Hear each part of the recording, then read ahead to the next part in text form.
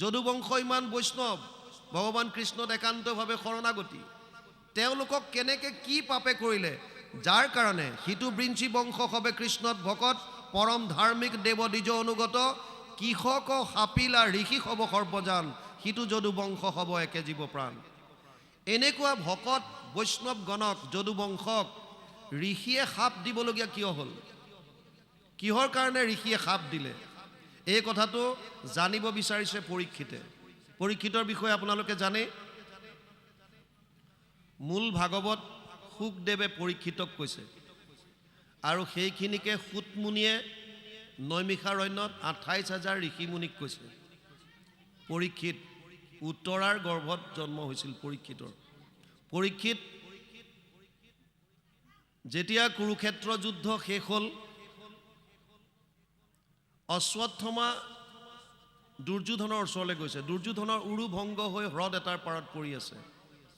সন্ধিয়াৰ সময় অশ্বত্থমা গৈ পেলাই কৈছে, হে দুৰ্যোধন, তোমাক মই কৈছিলোঁ যে মোক সেনাপতি পাতি দিয়া হ'লে আজি এইটো দিন তুমি দেখিবলগীয়া নহ'লহেঁতেন, আৰু তুমি মোক সেনাপতি নেপাতি ভীষ্মক পাতিলা, দ্ৰোণক পাতিলা, কৰ্ণক পাতিলা। আচলতে দুৰ্যোধনে অশ্বত্থমাকে সেনাপতি পতাৰ সিদ্ধান্ত লৈছিল, কাৰণ অশ্বত্থমা আছিল চিৰঞ্জীৱী, যাৰ মৃত্যু নাই। এই কথাটো ভগৱান কৃষ্ণই গম পালে, আৰু এদিন হস্তিনাপুৰত গ'ল দুৰ্যোধনৰ সভাত। বিভিন্ন ধৰণৰ কথা পতাৰ পাছত সকলোৱে শুনাকে ক'লে, ধানত তুন্দল পতানত কিছু নাই। ধানৰ ভিতৰত চাউলটো থাকে, পতানত একো নাথাকে, চবেই শুনাকে ক'লে। আৰু অশ্বত্থমাৰ কান্ধত হাত দি মনে মনে কাণৰ ওচৰত ক'লে, ধানত তুন্দল পতানত কিছু নাই, আৰু কৈ তেওঁ হাঁহি হাঁহি ওলাই আহিল। দুৰ্যোধনে সুধিলে, অশ্বত্থমা, এই কৃষ্ণই কান্ধত হাত দি কি ক'লে তোমাক? ক'লে বোলে এটা কথাই কৈছে, ধানত তুন্দল পতানত কিছু নাই। বোলে সেইটোতো চবেই শুনাকে কৈছে, তোমাক স্পেচিয়েলি কাণত কি কৈ গ'ল? অশ্বত্থমাই কৈছে একেই কৈছে, ধানত তুন্দল পতানত কিছু নাই। দুৰ্যোধনৰ মনত শংকা সোমাই গ'ল যে কৃষ্ণৰ লগত ই মিলি গ'ল। অজ্ঞস্য অশ্ৰদ্ধাৱাঞ্চ সংশয়াত্মা বিনশ্যতি মায়ম লোকো অস্তি না পৰো না সিদ্ধিম সংশয়াত্মনা। 4ৰ্থ অধ্যায় 40 নম্বৰ শ্লোকত কৈছে, যদি কাৰোবাৰ মনত সংশয় আহি গ'ল, গিৰিয়েক ঘৈণীয়েক প্ৰেমিক প্ৰেমিকা যাৰে মনত নহওক, শাহু বোৱাৰী, সন্দেহ যদি সোমাল কাৰোবাৰ মনত, তেতিয়াহ'লে সেইখন ঘৰ ধ্বংস। সন্দেহটো বৰ বেয়া বস্তু, শংকাটো অতি ভয়ানক বস্তু। দুৰ্যোধনৰ মনত সন্দেহ, আৰু অশ্বত্থমাক ক'লে তোৰ সেনাপতি পদ কেঞ্চেল। সেইকাৰণে আজি পুনৰ সোঁৱৰাই দিছে, হে দুৰ্যোধন, মোক সেনাপতি পতা হ'লে সেইদিনা এনেকুৱা দিন দেখিবলগীয়া নহ'লহেঁতেন। তথাপিও মই কথা দিছোঁ, এতিয়াও গৈ মই পঞ্চ পাণ্ডৱৰ শিৰ কাটি আনি দিব পৰাৰ ক্ষমতা মোৰ আছে। দুৰ্যোধনে বিৰাট আনন্দ পাইছে। যোৱা যোৱা, লৈ আহা তেতিয়াহ'লে কাটি। ভগৱান কৃষ্ণ অন্তৰ্যামী, উপদ্ৰষ্টা অনুমন্তা চ ভৰ্তা ভোক্তা মহেশ্বৰ পৰমাত্মা ইতি চাপ্যুক্ত দেহে অস্মিন পুৰুষ পৰ। 3য় অধ্যায় 22 নম্বৰ শ্লোক গীতা। অৰ্জুনক কৈছে, হে অৰ্জুন, মই অন্তৰ্যামী ৰূপে, স্বামী ৰূপে, ভোক্তা ৰূপে সমস্ত জীৱৰ শৰীৰত বিৰাজমান হৈ আছো। ভগৱানে চব জানে, আৰু তেওঁ পঞ্চ পাণ্ডৱক সান্ধ্য ভ্ৰমণৰ কাৰণে বেলেগ ফালে লৈ গ'ল। তেওঁলোকৰ শিবিৰত পিতেককেইটাক শুৱাই থ'লে। অশ্বত্থমা ৰাতিৰ আন্ধাৰত আহি এই পঞ্চ পাণ্ডৱৰ 5টা পিতেকৰ ডিঙি কাটি পেলাই শিৰকেইটা লৈ গ'ল, আৰু দুৰ্যোধনৰ ওচৰত ক'লেগৈ যে মই পঞ্চ পাণ্ডৱৰ শিৰ লৈ আহিছোঁ, চোৱা। দুৰ্যোধনে কৈছে, ভীমৰ শিৰটো দিয়া মোক, ভীমৰ যিটো মূৰ। কিয়? কাৰণ ভীমৰ প্ৰতি আটাইতকৈ ক্ৰোধ। কেনেকৈ চিনি পাব? ভীমৰ শিৰটো চবতকৈ ডাঙৰ, বডিৰ শৰীৰৰ গঠনটো অতি মস্ত, আৰু পিতেকো তেনেকুৱাই। যেতিয়া মূৰটো দিলে, জোৰতকৈ ক্ৰোধত যেতিয়া খামোচ মাৰি ধৰিলে, চুৰমাৰ হৈ গ'ল। লগে লগে দুৰ্যোধনৰ মনত দুখ, কি কাম কৰিলি? এয়া পঞ্চ পাণ্ডৱ, এইটো ভীমৰ শিৰ নহয়, তই ভুলতে সন্তানকেইটাক ডিঙি কাটি আনিলি। বৰ দুখ কৰিলি, বহুত দুখ কৰিছে। আৰু প্ৰাণ ত্যাগ কৰিলে। গম পালে ইফালে দ্ৰৌপদীয়ে কন্দা কটা কৰিলে, পঞ্চপাণ্ডৱ আহিল, অৰ্জুনে প্ৰতিজ্ঞা কৰিলে, অশ্বত্থমাক গৈ ধৰি আনিলে, অশ্বত্থমাৰ শিৰ মুণ্ডন কৰি, প্ৰায়শ্চিত্ত হৈছে মুণ্ডন।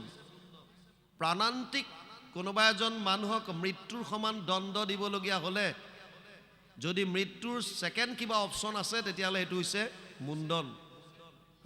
অৰ্জুনে প্ৰতিজ্ঞা কৰিছিল তাৰ শিৰ কাটিম বুলি, কিন্তু দ্ৰৌপদীয়ে যেতিয়া কথা দিলে মুঞ্চতি বুলি যে এৰি দিয়া, কাৰণ একটো হৈছে দ্ৰোণাচাৰ্য গুৰুৰ সন্তান, গৌতমীয়ে মনত বহুত দুখ পাব, আৰু সেইকাৰণে অৰ্জুনৰ প্ৰতিজ্ঞা ৰাখিব নোৱাৰিলে। ভগৱানে ক'লে এনেকুৱা এটা কাম কৰা যাতে তোমাৰ প্ৰতিজ্ঞাও থাকে আৰু দ্ৰৌপদীৰো কথা ৰয়, আৰু সেইকাৰণে মুণ্ডন কৰি এৰি দিয়ে। অশ্বত্থমা গৈ ব্ৰহ্মস্ত্ৰ প্ৰহাৰ কৰে, 5 পাণ্ডৱৰ কাৰণে 5 পাত, আৰু উত্তৰাৰ গৰ্ভত অভিমন্যুৰ পত্নী উত্তৰাৰ গৰ্ভত যিটো সন্তান আছিল সেই সময়ত এই সন্তানটো ধ্বংস কৰিবৰ কাৰণেও এপাত ব্ৰহ্মস্ত্ৰ প্ৰহাৰ কৰে। উত্তৰাই কাৰো কথা চিন্তা নকৰি সেই সময়ত কেৱল কৃষ্ণৰ ওচৰলৈ দৌৰিছে। পাহি পাহি মহাযোগী নাম দেৱ দেৱ জগৎপতি নান্যম ত্বদ অভয়ম পশ্যে যত্ৰ মৃত্যুৰ পৰস্পৰম। 1:8-9 প্ৰথম স্কন্ধ 8ম অধ্যায় 9 নম্বৰ শ্লোক ভাগৱত। হে প্ৰভু, মোক ৰক্ষা কৰা, মই তোমাৰ দৰে অভয় দিব পৰা এই সংসাৰত আৰু কোনো দেখা নাই। কি হৈছে? অভিদ্ৰৱতী মময়স লোহাস্তপ্ত আয়স বিভু কামম দহতি মমনাথ মামে গৰ্ভ নিপাত্যতম। হে ভগৱান, কিবা এপাত গৰম লোহাৰ দৰে বস্তু এটাই মোৰ ফালে খেদি আহিছে, লাগিলে মোৰ প্ৰাণ লৈ লোৱা, কিন্তু মোৰ গৰ্ভটো ৰক্ষা কৰা। আৰু ভগৱান কৃষ্ণই অংগুষ্ঠ সমান ৰূপ ধাৰণ কৰি উত্তৰাৰ গৰ্ভত প্ৰৱেশ হ'ল, অমৃত দৃষ্টিৰ দ্বাৰা এই সন্তানটো জীয়াই তুলিলে আৰু গদাৰে কোবাই ব্ৰহ্মস্ত্ৰ ভাঙি চুৰমাৰ কৰিলে। এই সন্তানটো যেতিয়া জন্ম হ'ল, তেওঁ জন্ম হৈ পৰীক্ষা কৰি চাইছিল গৰ্ভত যিজন পুৰুষক দেখা পাইছিল সেইজন ইয়াত ক'ত আছে। পৰীক্ষা কৰি চোৱাৰ কাৰণেই সন্তানটোৰ নাম দিলে পৰীক্ষিত, আৰু ভগৱানে ৰক্ষা কৰাৰ কাৰণেই তেওঁৰ আন এটা নাম হ'ল বিষ্ণুৰাত।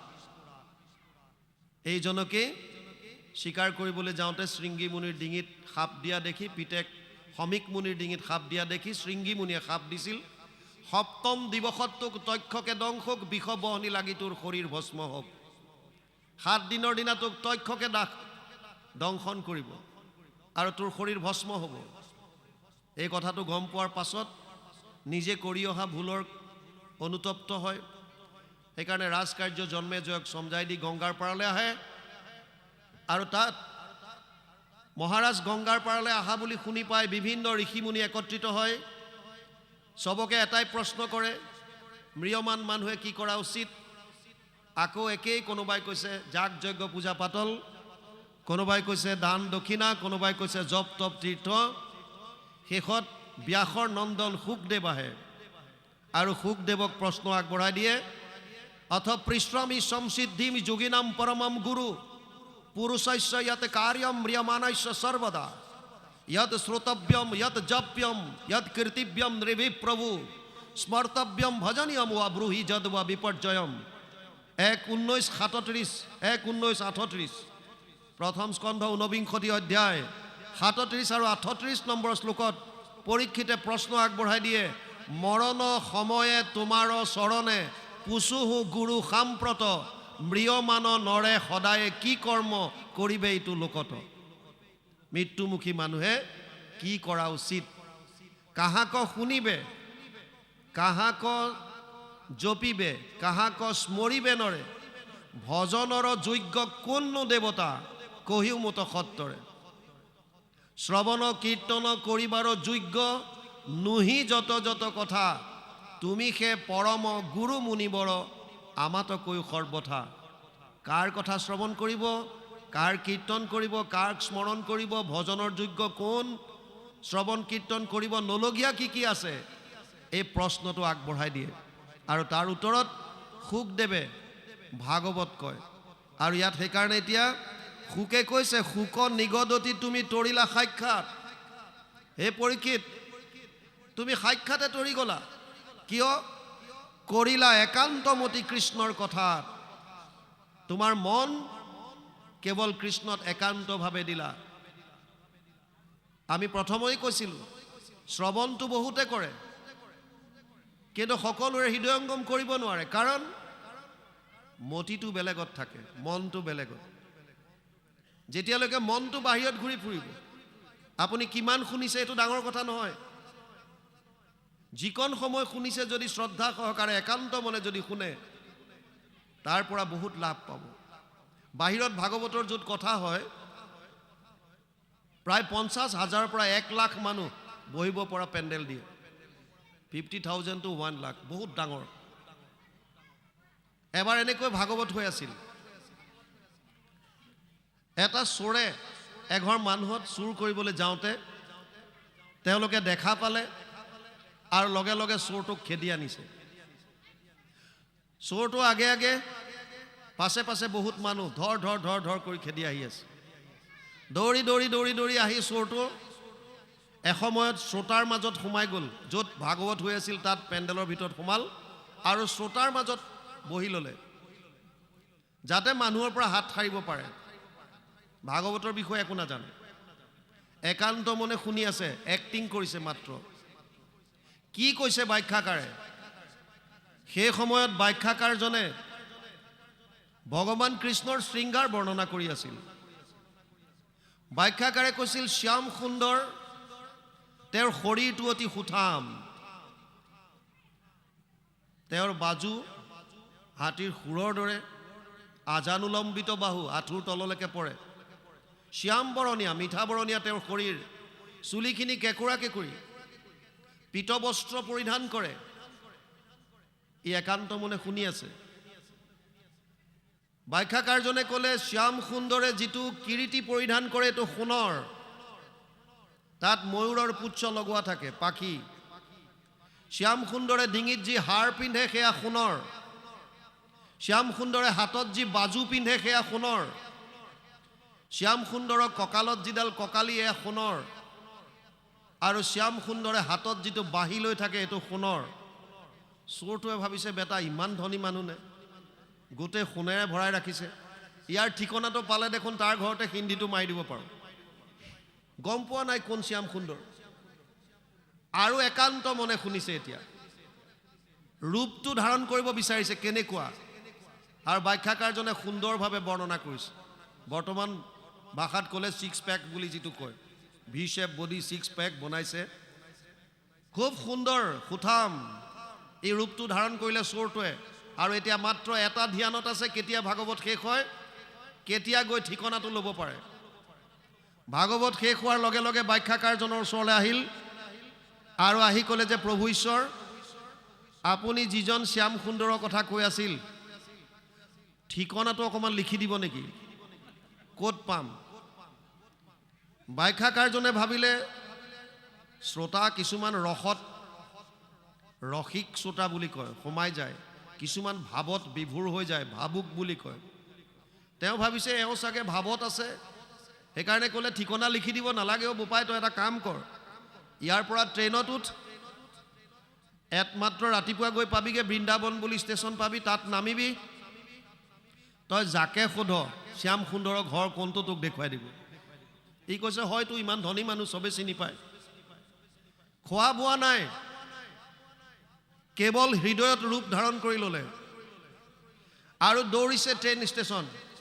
ৰেল ষ্টেচনত গৈ পেলাই ট্ৰেইন ধৰিলে, ৰাতভৰ জাৰ্ণি, খোৱা বোৱা একো নাই, কেৱল চিন্তা কৰি আছে কেনেকুৱা হ'ব এজন।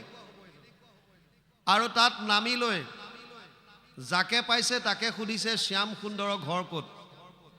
তেওঁলোকে বৃন্দাবনত থকা মন্দিৰবিলাক দেখুৱাই দিয়ে। বৃন্দাবনৰ মন্দিৰবিলাকত ৰাধা আৰু কৃষ্ণৰ বোলে যুগল মূৰ্তিবিলাক আছে। তেওঁ গৈ চাই গৈ কৈছে, এইবিলাক মই নহয়, মোক অৰিজিন য'ত লাগে শ্যাম সুন্দৰ। মনে মনে ভাবিছে, এইটো বেটা কম ধনী নহয়, ইমান য'তে ত'তে পূজা কৰিছে মূৰ্তি বনাই বনাই।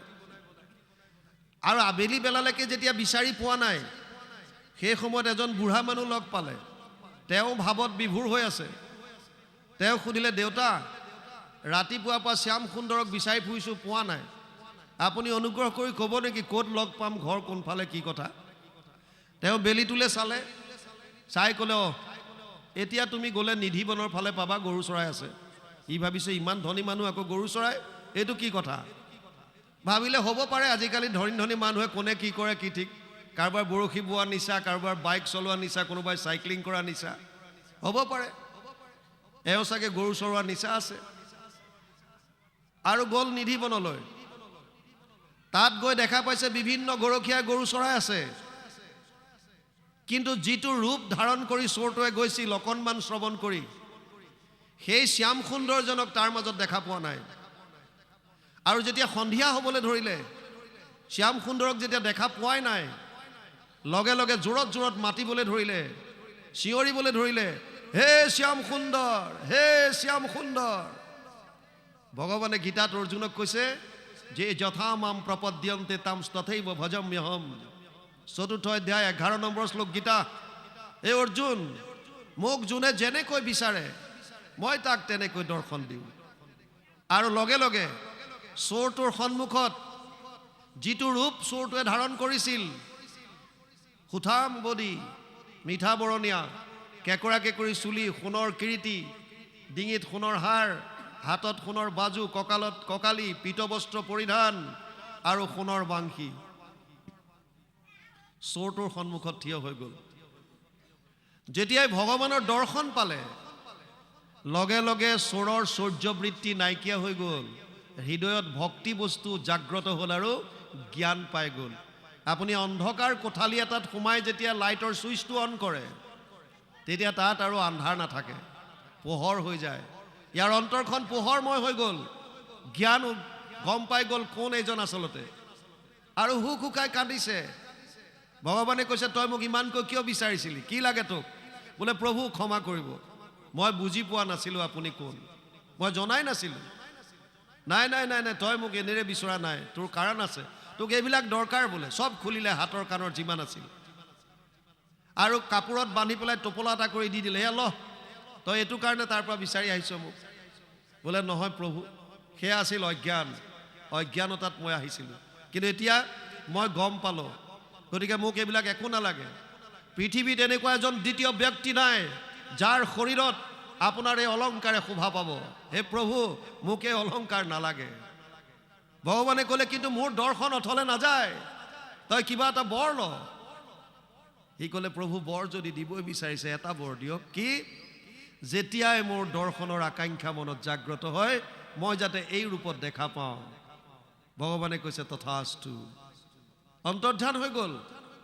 লগে লগে চোৰটো তাৰ পৰা আকৌ দৌৰিছে। খোৱা বোৱা একো নাই, আৰু পুনৰ ট্ৰেইনত উঠি পেলাই আহিছে ক'লৈ? য'ত ভাগৱতৰ চৰ্চা হৈ আছিল, সেই ব্যাখ্যাকাৰজনৰ ওচৰলৈ। পিছদিনা ব্যাখ্যাকাৰজনৰ ওচৰ পাই লগে লগে ভৰিত দীঘল দি পৰিছে আৰু কৈছে, প্ৰভু ঈশ্বৰ, আপুনি মোৰ জীৱনত ডাঙৰ উপকাৰ কৰিলে। কি? আপোনাৰ মুখেৰে ভাগৱত শ্ৰৱণ কৰি মই স্বচক্ষে শ্যাম সুন্দৰৰ দৰ্শন কৰি আহিছোঁ। ব্যাখ্যাকাৰজনে ক'লে, অসম্ভৱ, এইটো সম্ভৱ হ'বই নোৱাৰে। কিয়? আৰে মই আজিলৈকে 1000 বাৰ ব্যাখ্যা কৰি আছোঁ, মই নিজে দেখা পোৱা নাই, তই অকণমান শুনি কেনেকৈ দেখা পাব পাৰ?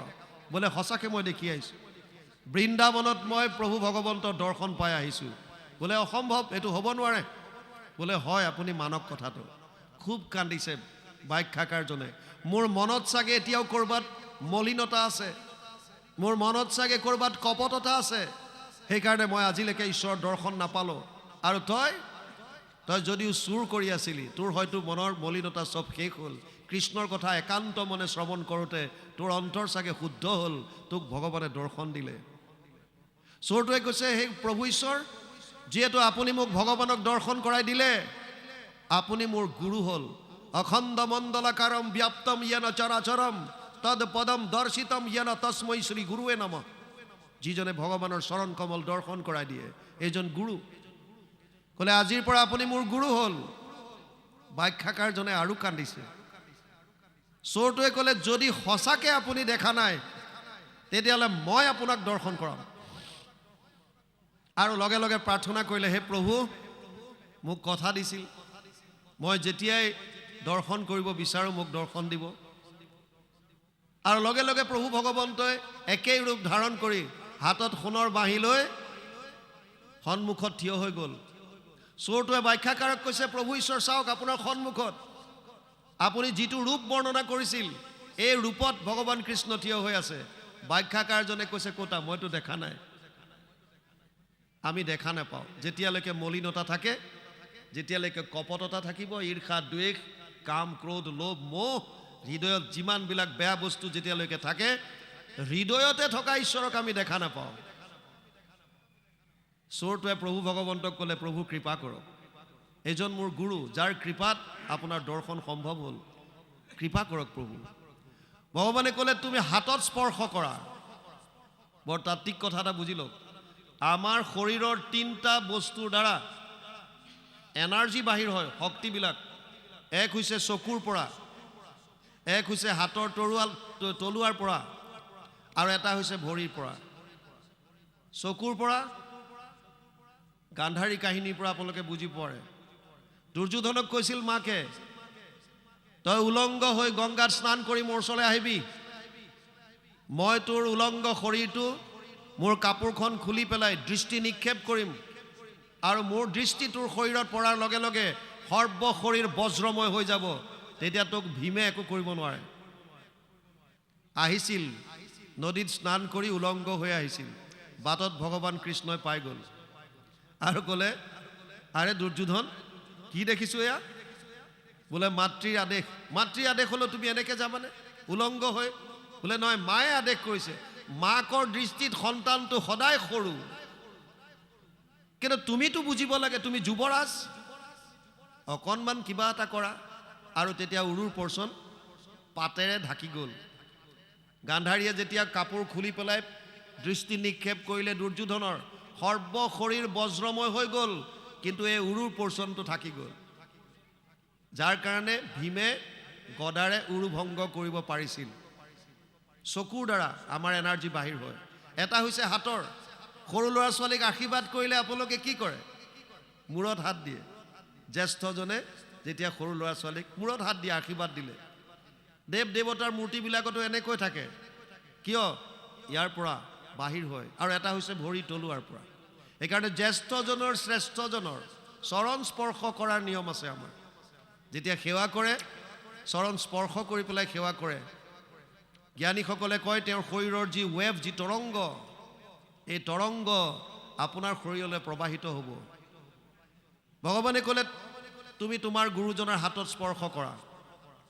আৰু যেতিয়া হাতেৰে স্পৰ্শ কৰিলে, লগে লগে ব্যাখ্যাকাৰজনে সন্মুখত থকা ভগৱান কৃষ্ণ শ্যাম সুন্দৰক দৰ্শন পালে। আৰু তেওঁৰো মনৰ যিমানবিলাক অজ্ঞানতা আছিল নাশ হ'ল। স্তুতি আৰম্ভ কৰিলে আৰু প্ৰভু ভগৱন্তৰ আশীৰ্বাদ দি অন্তৰ্ধান হ'ল। কথাৰ তাৎপৰ্য কিমান শুনিছে সেইটো ডাঙৰ কথা নহয়, একান্ত মনে শুনাৰ কথা কৈছে। সুখদেৱে কৈছে, কৰিলা একান্ত মতি কৃষ্ণৰ কথাত। তুমি কৃষ্ণৰ কথাত মতি একান্ত কৰিলা, একতন্ত। মানুহৰ মনলৈ 24 ঘণ্টাত 1200ৰ পৰা 60,000 চিন্তা আহে। গতিকে ইয়াক একত লগাব পৰাটো কেনেকুৱা হ'ব লাগিব? একাগ্ৰতা। তাৰ পাছত কৈছে, শুনা সাৱধান মনে কৰিয়া সন্তুষ্ট, যেনমতে ভগৱন্ত গৈলন্ত বৈকুণ্ঠ। তোমাক মই ক'ম, ভগৱান কৃষ্ণই পৃথিৱী এৰি কেনেকৈ বৈকুণ্ঠলৈ গমন কৰিলে। পৃথিৱীৰ ভাৰ বংশে সহিতে সংহৰি, দ্বাৰকাত কৰি ক্ৰীড়া কৌতূহল কৰি, উপজাইলা পাছে বিষয়ত বিৰকতি, সংহৰিবে কুলকো কৃষ্ণৰ ভৈলামতী। পৃথিৱীৰ ভাৰ বংশৰ সতে সংহাৰ কৰি কেনেকৈ বিষয়ৰ প্ৰতি বিৰক্তি হৈ কি ধৰণে নিজৰ কুল ধ্বংস কৰিলে, এই গোটেইখিনি কথা ইয়াত কৈছে সুখদেৱে। চাৰ গৃহ বাস সুখ আতকাৰ্য নাই, কালৰূপী কৃষ্ণে পাছে চিন্তিলা উপায়। আমাৰ মানুহবিলাকে গৃহতে সুখ পাওঁ, ধন টকা পইচা পুত্ৰ পৰিবাৰ, এইবিলাকতে আমি সুখ বিচাৰি থাকোঁ। পৃথিৱীত বৰ্তমান 900 কোটিৰ ওপৰত মানুহ আছে, কাৰো লগত কাৰো মিল নাই। সেইকাৰণে আমি কাৰোবাৰ নাম ক'লে চিনি পাওঁ, এজন অমুক এজন তমুক। আপোনালোকে জানি আচৰিত হ'ব, আমাৰ এই আঙুলিৰ মূৰৰ এই আঙুলি চাপকেইটা, ফিংগাৰ প্ৰিণ্টছ, এয়াও কাৰো লগত কাৰো নিমিলে,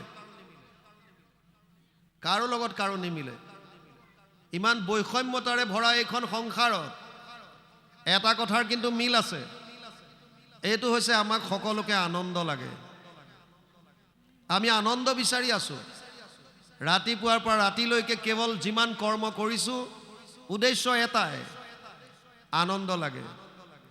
হায়াৰ ছেকেণ্ডেৰী লেভেলৰ ল'ৰা এটাক যদি প্ৰশ্ন কৰে, বোপাই তই কি বিচাৰ? সি ক'ব যে হায়াৰ ছেকেণ্ডেৰীত ভাল ৰিজাল্ট হোৱাটো বিচাৰোঁ। তেতিয়া কি হ'ব? ভাল কলেজত মই এডমিশ্যন পাম। তেতিয়া কি হ'ব? কলেজৰ পৰা মই গ্ৰেজুৱেশ্যন ল'ম। আচ্ছা, তই গ্ৰেজুৱেশ্যন ল'লি বাৰু, তেতিয়া কি হ'ব? মই ইউনিভাৰ্চিটিত এডমিশ্যন ল'ম, মাষ্টাৰ ডিগ্ৰী কৰিম। আচ্ছা, মাষ্টাৰ ডিগ্ৰী ল'লি বাৰু তই, তেতিয়া কি হ'ব? বোলে মই PhD কৰিম। আচ্ছা, ডক্টৰেট হৈ গ'লি, তাৰ পাছত কি হ'ব? তেতিয়া মই চাকৰি কৰিম। চাকৰি কৰিলে কি হ'ব? দৰমহা পাম। দৰমহা পালে কি হ'ব? দৰমহা পালে মই মাটি বাৰী কিনিম, ঘৰ দুৱাৰ বনাম। তেতিয়া কি হ'ব? তেতিয়া মই বিয়া বাৰু পাতিম। তেতিয়া বিয়া বাৰু পাতিলে মোৰ সতি সন্তান হ'ব। তেতিয়া কি লাভ হ'ব? কি কৰিবি তেতিয়া? সতি সন্তান চব হ'ল, ঘৰ দুৱাৰ হ'ল, বিচৰা ধৰণে গাড়ী ঘোঁৰা চব ল'লি, কি কৰিবি তেতিয়া? বোলে তেতিয়া কি কৰিম আৰু? একেলগে থাকিম আৰু সুখে শান্তিৰে। তাৰ মানে এই গোটেই প্ৰক্ৰিয়াটো, পঢ়া শুনাৰ পৰা বুলি চাকৰি বাকৰি কৰি ধন টকা পইচা ঘটি আল্টিমেট যিটো গ'ল, যিটো চূড়ান্ত যিটো লক্ষ্য, সেইটো হৈছে এটাই, এই হৈছে আনন্দ প্ৰাপ্তি। কিয় আনন্দ লাগে? কাৰণ আমি পৰম আনন্দৰ অংশ। মামে বংশ জীৱভূতে মামে বংশ জীৱলোকে জীৱভূত সনাতন, ৫ম অধ্যায় ৭ নম্বৰ শ্লোক গীতা। হে অৰ্জুন, যত জীৱ আছে চব মোৰ অংশ, আৰু ভগৱান হৈছে পৰমানন্দ। আমি পৰমানন্দৰ অংশ কাৰণে তেওঁৰ ওচৰলৈ যাব বিচাৰোঁ, মানে আনন্দ বিচাৰোঁ। প্ৰত্যেকজন মানুহে আজি আনন্দ বিচাৰি আছে। আনন্দ পাম ক'ত, এই কথাটো আমি গম পোৱা নাই। তিনিটাই মূল তত্ত্ব আছে, ভগৱান, মায়া আৰু জীৱ। আমি হলো জীৱ, আমাক লাগে আনন্দ। ক'ত পাম? হয়তো ভগৱানত আছে, নহ'লে মায়াত। আৰু মায়াৰ বিষয়ে চতুশ্লোকী ভাগৱতত কৈছে, ঋতেৰ্থে য়ৎ প্ৰতীয়ত না প্ৰতীয়ত চাত্মানি তদ বিদ্যাদাত মনো মায়া যথা ভাসো যথা তম। ২:৯-৩৪, দ্বিতীয় স্কন্ধ ৯ম অধ্যায় ৩৪ নম্বৰ শ্লোক ভাগৱত। গুৰুজনাই অনুবাদ কৰিছে, অবস্তুক দেখাৱই বস্তুক আৱৰি, এহিকে মোহৰ মায়া জানা নিষ্ট কৰি। নাথাকিতো যেন দেখি চন্দ্ৰমা দুটয়, থাকিতো ৰাহুক যেন কেহু নেদেখয়, সেই মতে মায়া আৰ কৰি ঈশ্বৰক, আশাৰ বিষয় সদা দেখায় জীৱক। মায়া অবস্তুক বস্তু কৰি দেখুৱায়। মোৰ পোষ্টিং আছিল জেচলমেৰত, ৰাজস্থানৰ মৰুভূমি। ৯৫ পৰা ২০০১লৈ আমি আছিলোঁ জেচলমেৰত, যি কেৱল বালি আৰু বালি। গৰম দিনত ৫২ ডিগ্ৰী চেলচিয়াছলৈকে গৰম হয়। ইয়াত যেতিয়া ৰ'দ পৰি থাকে, অতিপাত ৰ'দ হয়, বালিত যেতিয়া দূৰলৈ আমি চাওঁ, তেতিয়া এনেকুৱা লাগে যেন ক'ৰবাত সেই দূৰত যেন পানী আছে, হ্ৰদৰ নিচিনা দেখা পাওঁ। আগবাঢ়ি গৈ থাকিলে পানীখিনি গৈ থাকিব। আলকতৰা দিয়া ৰাস্তাত গৰম দিনত অতিপাত ৰ'দত আপোনালোকে ৰাস্তাটো একেই দেখিব, পানীৰ দৰে আভাস, কিন্তু আচলতে পানী নহয়, যাক মৰীচিকা বুলি কয়, মৃগতৃষ্ণা বুলি কয়। মায়াটো তেনেকুৱা, যিটো নাই তাত আমাক আছে বুলি আমাৰ জ্ঞান উপজায়, আৰু আমি তাৰ পাছত দৌৰি ফুৰোঁ। ধন টকা পইচা পুত্ৰ পৰিবাৰ, এই সকলোবিলাক মায়া। এইকাৰণে ইয়াত কৈছে চাৰ গৃহ বাস সুখ আটক কাৰ্য নাই কালৰূপী কৃষ্ণে পাছে চিন্তিলা উপায় কেনেকৈ নষ্ট কৰিব এতিয়া যদুবংশক এই কথা চিন্তা কৰিলে দ্বাৰকাৰ কাছে আছে তীৰ্থ পিণ্ডাৰক তাকে লাগি অনাইলন্ত ঋষি সমস্তক দ্বাৰকাৰ ওচৰতে এখন তীৰ্থখান আছে পিণ্ডাৰক তালৈ তেওঁ অন্তৰ্যামী গতিকে অন্তৰ্যামী ৰূপে বিভিন্ন ঠাই ঋষি সমস্তক এই দ্বাৰকাৰ ওচৰৰ তীৰ্থক্ষেত্ৰত একত্ৰিত কৰিছে কোন কোন আহিছে এতিয়া ইয়াত পাঠে ক'ব কৃষ্ণ কাশ্যপ কপিল কৰ্ণ ঋষি নৰোত্তম বিশ্বামিত্ৰ অখিত অত্ৰি অগস্তি